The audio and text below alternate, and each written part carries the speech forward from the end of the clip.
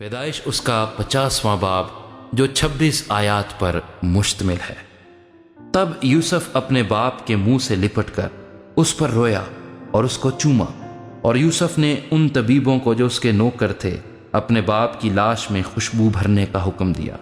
سو طبیبوں نے اسرائیل کی لاش میں خوشبو بھری اور اس کے 40 دن پورے ہوئے، کیونکہ خوشبو بھرنے میں اتنے ہی دن لگتے ہیں، اور مصری اس کے لیے 70 دن تک ماتم کرتے رہے۔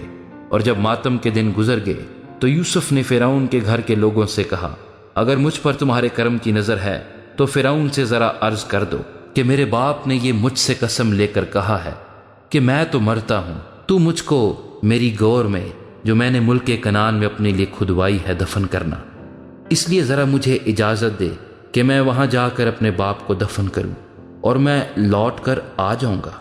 فرعون نے کہا کہ جا اور اپنے باپ کو جیسے اس نے تجھ سے قسم لی ہے دفن کر۔ سو یوسف اپنے باپ کو دفن کرنے چلا، اور فرعون کے سب خادم اور اس کے گھر کے مشائخ اور ملک مصر کے سب مشائخ اور یوسف کے گھر کے سب لوگ اور اس کے بھائی اور اس کے باپ کے گھر کے آدمی اس کے ساتھ گئے۔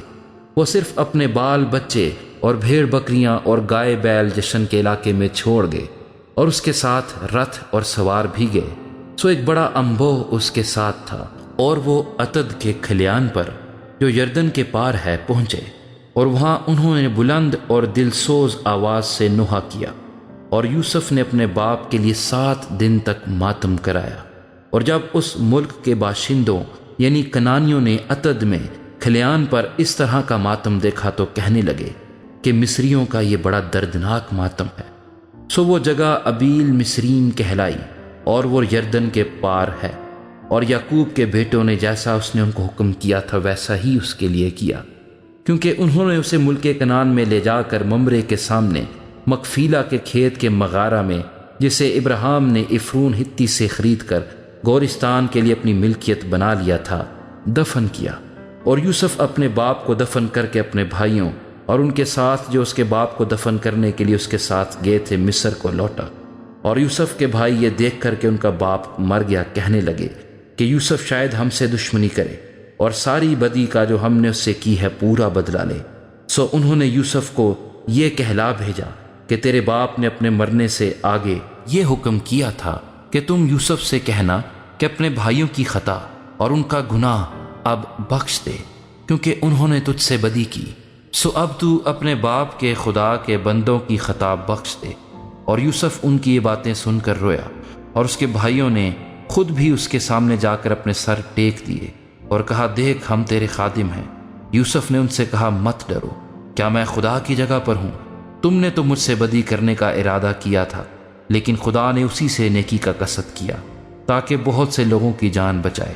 چنانچہ آج کے دن ایسا ہی ہو رہا ہے، اس لیے تم مت ڈرو، میں تمہاری اور تمہارے بال بچوں کی پرورش کرتا رہوں گا۔ یوں اس نے اپنی ملائم باتوں سے ان کی خاطر جمع کی۔ اور یوسف اور اس کے باپ کے گھر کے لوگ مصر میں رہے، اور یوسف 110 برس تک جیتا رہا۔ اور یوسف نے افرائیم کی اولاد تیسری پشت تک دیکھی، اور منسی کے بیٹے مکیر کی اولاد کو بھی یوسف نے اپنے گھٹنوں پر کھلایا۔ اور یوسف نے اپنے بھائیوں سے کہا، میں مرتا ہوں، اور خدا یقیناً تم کو یاد کرے گا، اور تم کو اس ملک سے نکال کر اس ملک میں پہنچائے گا جس کے دینے کی قسم اس نے ابراہیم اور اسحاق اور یعقوب سے کھائی تھی۔ اور یوسف نے بنی اسرائیل سے قسم لے کر کہا، خدا یقیناً تم کو یاد کرے گا، سو تم ضرور ہی میری ہڈیوں کو یہاں سے لے جانا۔ اور یوسف نے 110 برس کا ہو کر وفات پائی، اور انہوں نے اس کی لاش میں خوشبو بھری اور اسے مصر ہی میں تابوت میں رکھا۔